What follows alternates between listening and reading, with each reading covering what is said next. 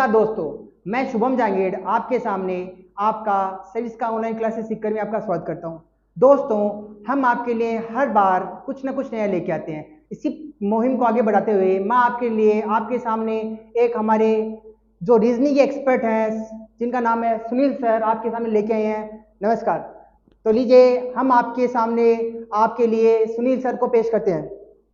नमस्कार दोस्तों, जैसे कि सर ने बताया कि मैं सुनील ढोकिया आपको रीजनिंग का टॉपिक करवाने वाला हूँ। सर का हमारी ऑनलाइन कोचिंग है सर का क्लासेज पे।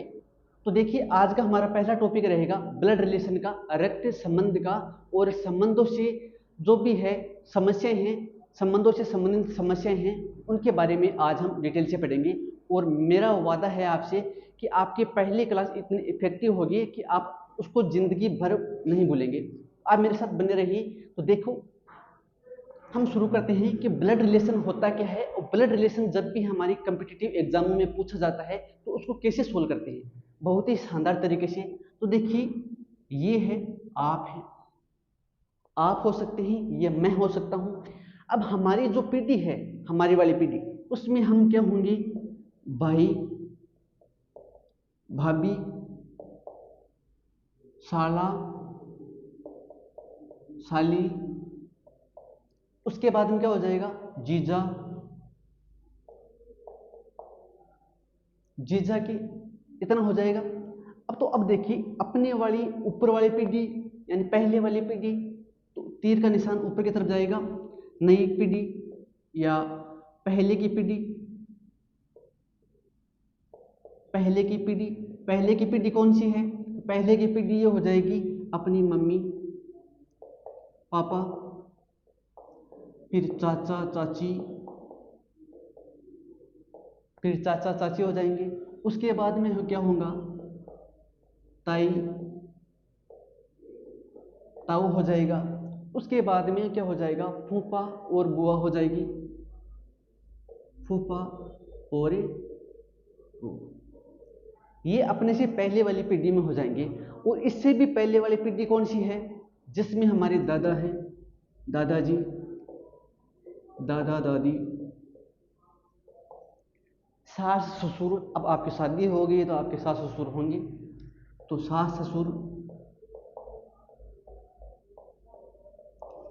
आपके नाना और नानी और नानी। ये क्या होगी? अपने से पहले वाली पीढ़ी होगी। ब्लड रिलेशन को सबसे इजी वे में समझने के लिए ये चार्ट आपको समझना पड़ेगा। तो चलिए, अपने से बाद वाली नई पीढ़ी आएगी, उसमें क्या होगा? अपने शादी होने के बाद में अपने बेटा बेटी होंगे, भांजा और भांजी होंगे, भांजी हो जाएगा, भतीजा और भतीजी हो जाएगी, भतीजी हो जाएगी। होगी या नहीं होगी? अपने के बाद वाली कैटेगरी या अपने वार्ड वाली जो जनरेशन है वो बेटा बेटी वाली होगी। और इसके भी बाद वाली जो जनरेशन आने वाली है, नई पीढ़ी आने वाली है, वो कौन सी होगी? पोता पोती हो जाएगा, नाती और नातिनी हो जाएगा। मतलब हम जब नाना नानी बन जाएंगे तब हो जाएगा। तो देखिए, ये चार्ट आपको बहुत ही अच्छे तरीके से समझना है, बहुत ही इजी वे में है। तो चलिए, आपको हम क्वेश्चन के एग्जाम्पल के थ्रू आपको समझाने का प्रयास करता हूँ। तो मेरे साथ आप बने रहिए। एक चार्ट है, वो समझिए। मैं एक एरो बनाता हूँ, यहाँ पे मैं एक डॉट लगा देता हूँ, एक नीचे की तरफ पे मैं एरो बनाता हूँ। ओके, देखिए, ऊपर की तरफ एरो जा रहा है तो इसका मतलब है जो पहले वाली पीढ़ी है, पहले वाली जनरेशन है, पहले वाली जनरेशन, उसको हम बोलेंगे हेड। अपने घर में भी हेड होते हैं, मतलब अपने पिता हैं, अपने दादा दादी हैं, वो घर में सबसे हेड तो मुख्य होते हैं, उनको क्या बोलेंगे? हेड या टॉप या ऊपर की तरफ। ओके, जो मेन बिंदु है इसको हम क्या बोलेंगे? आधार। आधार हमारी जनरेशन है वो कौन सी हो जाएगी? आधार हो जाएगी।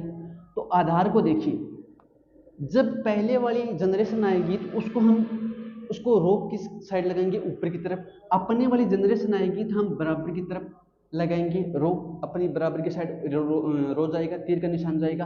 अब रो नीचे की तरफ जा रहा है, एक तीर का निशान नीचे की तरफ भी जा रहा है, तो वो नीचे की तरफ किसको लिखेंगे हम नीचे की तरफ? तो नीचे की तरफ लिखेंगे टेल। नीचे की तरफ आएगा बेटा बेटी हो जाएंगे, पोता पोती हो जाएंगे, नाता नाती नातिनी हो जाएंगे, ठीक है, भांजा भांजी हो जाएंगे। इस हमें जो ये डायग्राम है जो आपको बनाया हुआ है, इसकी हिसाब से ही हम क्वेश्चन करने का प्रयास करेंगे, आपको समझाने का पूरा प्रयास करेंगे। तो पहला क्वेश्चन देखिए, मैं आपको एग्जाम्पल के थ्रू ये डायग्राम और ये चार्ट समझाता हूँ। आपका पहला क्वेश्चन है, ए बी का पिता है, ए बी का पिता है। अब ए बी का पिता है तो आप ध्यान से सुनिए, इन क्वेश्चनों को सबसे इजी वे में कर सकते हैं। बी का, बी की, सी का, सी की, ए का, ए की। जब भी यहाँ पे का और की आए आपको दिखाई दे, इसका मतलब क्या है, इस बी का ही रिलेशन, ब्लड रिलेशन पूछ रहा है। बी का ही पूछ रहा है तो सबसे पहले बी लगाओगे तो बी क्या हो जाएगा, इसका आधार हो जाएगा, आधार भी हो जाएगा। अब बी का पिता है, ए पिता है, तो पहले वाली जनरेशन होगी हेड की ओर होगी, तो तीर का निशान किसकी तरफ जाएगा, ऊपर की तरफ जाएगा, ऊपर की तरफ जाएगा। इसको हम क्या लिखेंगे, ए लिखेंगे। अब ये क्या है, ये पिता है, पिता है। क्वेश्चन सोल्व हो गया। आपको ये डायग्राम बना दिया, इसी तरीके से करना है। मैं इसी क्वेश्चन को थोड़ा सा बढ़ा के और आपको समझाने का प्रयास करता हूं। तो देखिए, आपका यही क्वेश्चन में थोड़ा सा लंबा कर देता हूं आपका। तो दूसरा क्वेश्चन, ए है, बी का पिता है, लेकिन बी है, वो ए का पुत्र नहीं है। अब बोलोगे सर ये क्या बता दिया आपने पीछे वाले क्वेश्चन में तो कहा था कि ए बी का पिता है। अब जब पिता होगा तो उसका पुत्र भी होगा, पुत्र भी यही होगा, लेकिन आप आगे बता रही हो बी है, वो ए का पुत्र नहीं है। ये कैसे संभव है? तो ये संभव है। आपको मैंने चार्ट बताया था थोड़ी देर पहले, तो आपने अच्छे से समझा भी होगा, उसको ध्यान में रखिए। एक छोटा सा चार्ट है, देखो आपको मैं समझाने का प्रयास करता हूँ। बी का मतलब है, इसलिए बी का रिलेशन आपको पूछ रहा है, बी का रिलेशन पूछ रहा है तो ये आपका आधार हो गया। अब बी है, हमने यहाँ पे बी लिख दिया, ये क्या हो गया, इसका आधार हो गया। अब बी का ए पिता है, पिता ए है तो ऊपर की तरफ ए लिख देंगे, और ये इसका क्या हो गया, पिता हो गया। पहले किया था सेम हो गया। अब आगे वाला क्वेश्चन देखिए, लेकिन बी है, वो ए का पुत्र नहीं है। मैंने क्या बताया था कि जो नई जनरेशन आने वाली है उसमें क्या होगा, पुत्र पुत्री होंगे, भांजा और भांजी होंगे। देखिए, पुत्र और पुत्र दोनों होंगे। अब जरूरी नहीं है कि किसी पिता की अकेला पुत्री हो, पुत्री भी हो सकता है, पुत्री और पुत्र दोनों हो सकते हैं। लेकिन आपको क्वेश्चन में ये नहीं दिया है कि बी का पिता ए है लेकिन बी पुत्र है, पुत्र नहीं दिया। आगे आपको ये बता रहा है कि पुत्र नहीं है। अब जब पुत्र नहीं है तो इसका बेटा या बेटी कौन सा होगा, पुत्र नहीं है तो देखिए बी क्या हो जाएगा, बी पुत्री हो जाएगा। पुत्री कैसे होगा, क्योंकि आपको मना कर रहा है कि बी है, वो ए का पुत्र है ही नहीं। जब पुत्र नहीं होगा तो क्या हो जाएगा, पुत्री होगा, और आपका आंसर क्या होगा, पुत्री होगा। ये भी क्या हो जाएगा, इसका पिता हो गया एक क्वेश्चन। अब चलो दूसरा क्वेश्चन आपको मैं समझाने का दूसरा क्वेश्चन करवाता हूं, और बहुत ही एक डिफरेंट तरीके से है। तीसरा क्वेश्चन, अगले वाला क्वेश्चन है कि राहुल नाम का एक लड़का है। राहुल दूर खड़ी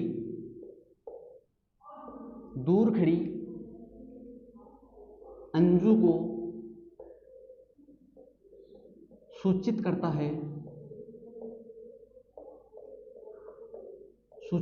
है कि वह मेरी, कि वह मेरी माँ के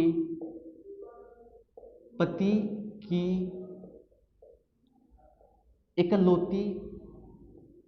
इकलौती पुत्रवधू है, इकलौती पुत्रवधू है। तो बताओ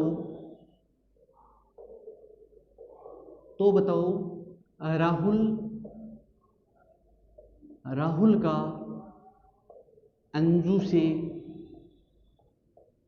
संबंध क्या होगा, संबंध क्या होगा। देखो बहुत ही अच्छा क्वेश्चन है और ये बहुत सारी कॉम्पिटिटिव एग्जामों में आया हुआ भी है ऐसा क्वेश्चन।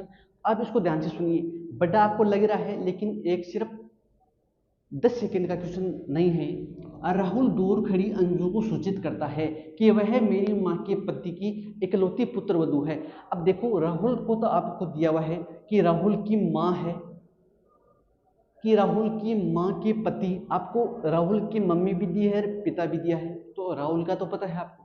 तो सबसे पहले देखो राहुल यहाँ पे लिखेंगे, राहुल क्या हो गया, आधार हो गया। अब अंजू का देखो क्वेश्चन में ना तो ये दिया है कि इसकी पुत्री है, ना ये दिया इसका पति, ना ये दिया इसका कोई बहन है, ना ये दिया कि अंजू है वो राहुल की वाइफ है, कुछ नहीं दिया। तो इसको एक बार छोड़ देते हैं।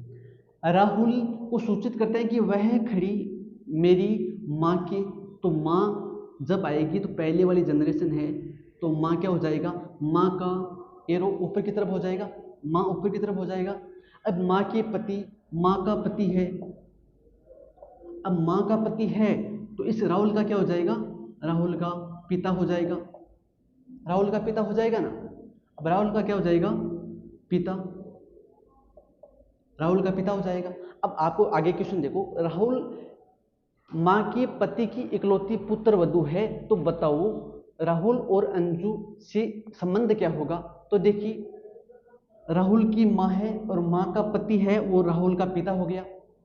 आपको इसी पति है, इसकी पुत्र वधू इकलौती पुत्र वधू आपको पूछा है, पुत्र वधू। तो बताओ पुत्र वधू है, उसका इकलौती पुत्र वधू का राहुल से क्या संबंध हुआ।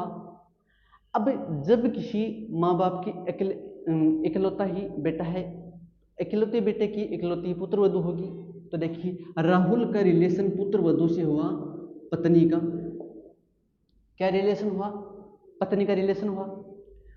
तो राहुल है वो अंजू से क्या रिलेशन हो गया, राहुल का अंजू से पत्नी का रिलेशन हो गया। अब जब भी आपको ये पूछा जाए कि ये पत्नी होगी या बहन होगी या बेटी होगी, या आपको चौथा ऑप्शन ये दिया हुआ हैगा कि ये आपको दिए गए आंकड़े वो पर्याप्त नहीं है, आपको ये भी दिया हुआ हैगा। तो चलो एक क्वेश्चन और करते हैं।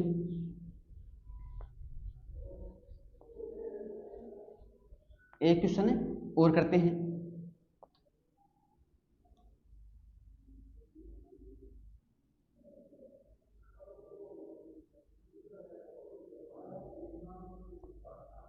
अब चौथा क्वेश्चन आपका ये होगा कि एम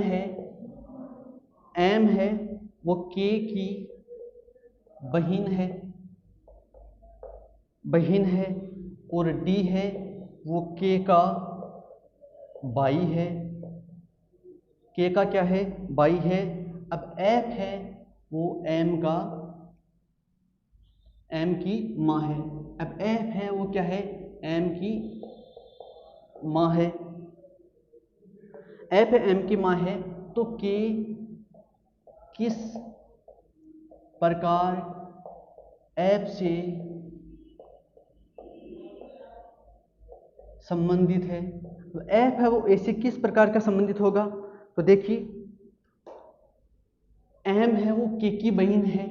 अब के की मैंने आपको थोड़ी देर पहले आपको बताया था का की जहाँ पे भी आए उसका ही रिलेशन आपको पूछा जाएगा, के की, तो यहाँ पे के इसका क्या हो जाएगा, आधार हो जाएगा। एम है वो के की बहन है, तो बहन सेम जनरेशन में होगा, तो यहाँ पे क्या हो जाएगा, एम हो जाएगा, और ये इसकी क्या होगी, बहन होगी। अब डी है वो के का भाई है, डी है वो के का वाई है, अब के है वो डी का वाई है, तो यहाँ पे क्या हो जाएगा, डी इसका वाई हो जाएगा और ये भी सेम जनरेशन का हो जाएगा। आगे देखिए एफ है वो एम की माँ है, एफ है वो एम की माँ है। अब एम की माँ एफ है तो रो तीर का निशान किसकी तरफ जाएगा, ऊपर की तरफ जाएगा। क्यों, क्योंकि ये पहले वाली जनरेशन है। मैंने आपको चार्ट में समझाया था कि पहले वाले जनरेशन में आप ऊपर की तरफ रो का चिन्ह लगाओगे, तो ये एफ हो गया, ये एफ क्या होगी, इसकी माँ हो गई। अब इसका माँ बेटे का रिलेशन हो गया। आपको आगे क्या पूछ रहा है, के किस प्रकार एफ से संबंधित है। अब के है वो किस प्रकार एफ से संबंधित है। अब के का सीधा एफ से संबंध पूछा है, तो देखिए के का बाई डी है, के की बहन एम है और एम की माँ एफ है, तो एफ सबकी माँ हो गई, तीनों भाई बहनों की माँ क्या हो गई, एफ हो गई। आपको ऑप्शन में दिया हुआ हैगा, देखो ये तो पुत्री हो गया, अब डी हो है वो पुत्र हो गया। आपको ऑप्शन देगा कि के है, के और एफ का संबंध क्या है, तो के और एफ का संबंध है माँ बेटे का, माँ बेटे का संबंध है। आपको सीधा सीधा करना है, ऑप्शन में आप सही करोगे आपका एकदम करेक्ट आंसर आएगा। तो दोस्तों ऐसे ही रोचक वीडियो देखने के लिए आप हमारे सरिस का क्लासेस सीखकर है इससे जुड़े और वीडियो को लाइक करें, वीडियो को शेयर करें और हमारे चैनल को सब्सक्राइब करें। आगे आने वाले नोटिफिकेशन आपको मिलती रहे इसके लिए बेल आइकन को भी आप प्रेस करें। और मैं आपको बहुत ही रोचक वीडियो और बेस्ट ट्रिक है मैथमेटिक्स और रीजनिंग की, बहुत ही अच्छी ट्रिक्स आपको शॉर्ट ट्रिक्स वो भी आपको बताने वाला हूँ कि इनका ब्लड रिलेशन है वो किस माध्यम से और किस तरीके से आप बहुत ही अच्छे और कुछ ही सेकंडों में उनके आंसर आप निकाल सकते हो। तो आप सभी का धन्यवाद। इस वीडियो को ज़्यादा से ज़्यादा शेयर करें, लाइक करें और चैनल को सब्सक्राइब करें। धन्यवाद।